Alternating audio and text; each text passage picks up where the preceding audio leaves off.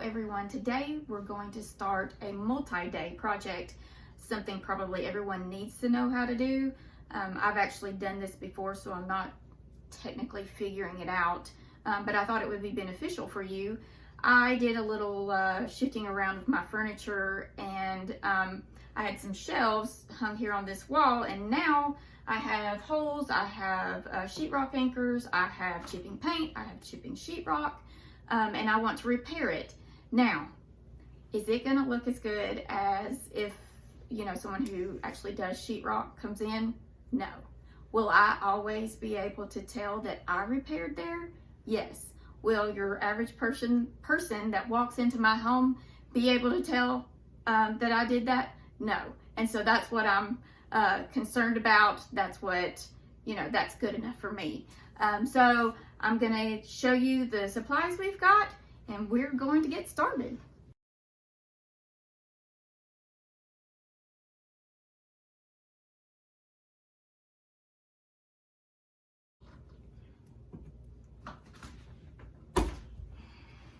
One.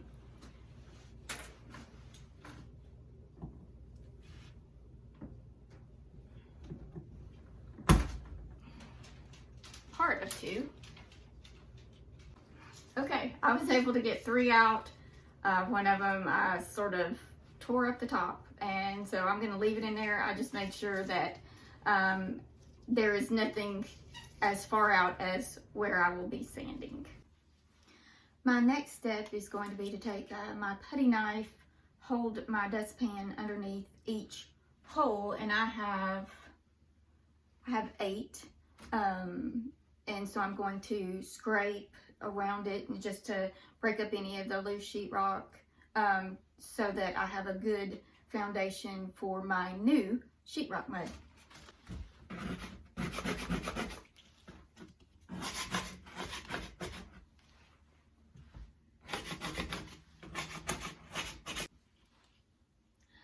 I've scraped any loose sheetrock, any loose paint from each hole that I'm going to repair. I cleaned off my putty knife, and I have my sheetrock mud. I have the lid off of it. I just want to point out that as I fill these holes, I'm not going to just barely glaze over the surface. I'm going to pack some of the sheetrock mud inside. So if you think about just having maybe a very thin amount over the holes, you know, let's say someone comes in and slams the door, or maybe I hammer a nail in somewhere else on this wall, the vibrations would probably cause that very, very thin sheetrock to crack and show and maybe even fall out again. So I want to, as I'm doing this, I want to pack it in pretty tightly in the holes, and then I'm also going to build, you know, a little depth to it and in the surrounding area, so that once I build up some depth, I can sand it. It may not be perfectly level across this wall, but if I build it up enough and wide enough, as I sand it, I can ease it out so that it's not obvious that I did a repair there.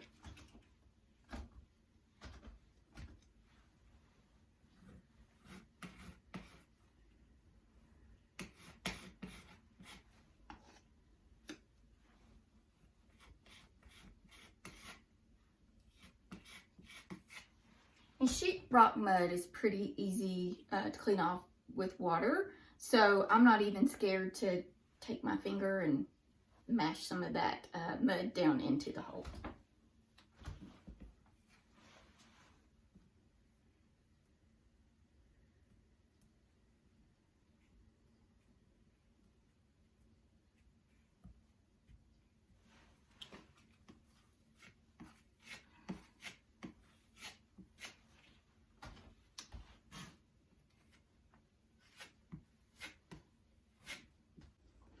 As you can see, the sheetrock mud that I put up this morning is now white. I'm going to come through, I'm going to sand it just a little bit, hold my dustpan underneath it, and then I'm going to actually go over it again. I might go a little bit wider. I'm not telling you exactly how wide you should go or how many layers, because maybe if we all tried to paint the same picture, it wouldn't look exactly the same. So we're just going to use this as a rough guide.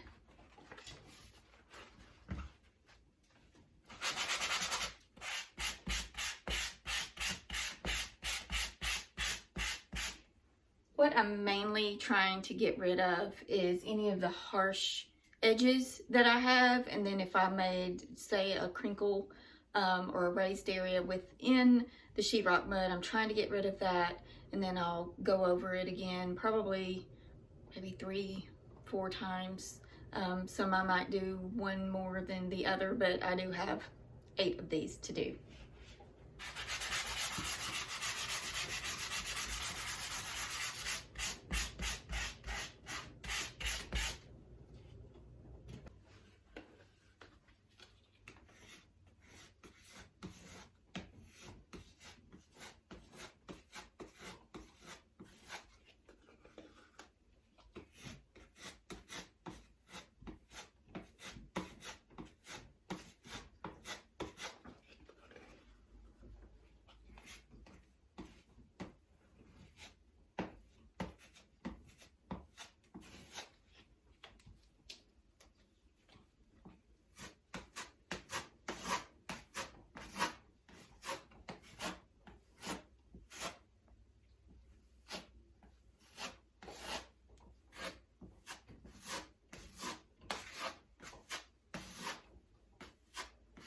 So you notice my second coat is actually a little bit wider than my first, and probably my third will be just a little bit wider than that.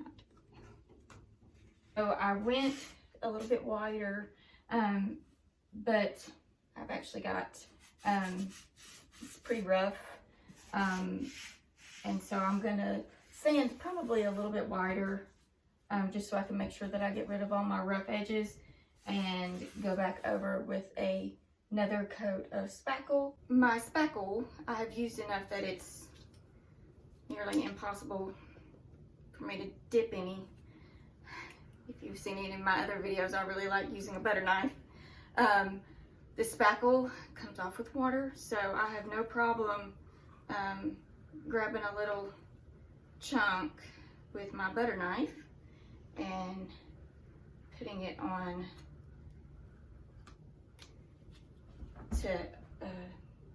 my putty knife to go onto the wall.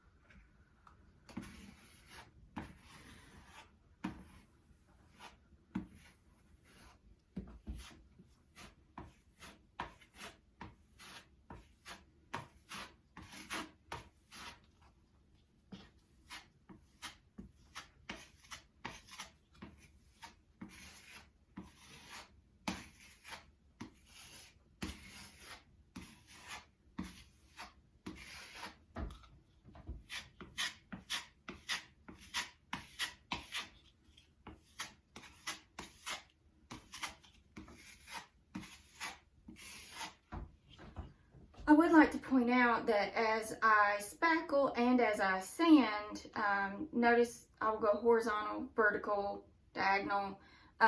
That's to keep from having a definite bump if I'm always going horizontal up and down, a definite bump if I'm always going vertical. Back at it again today. I'm going to do what I hope, fingers crossed, is my final sanding. So I've sanded well all of my spots. I've run my hand across them. I'm pretty confident that it's a very smooth finish.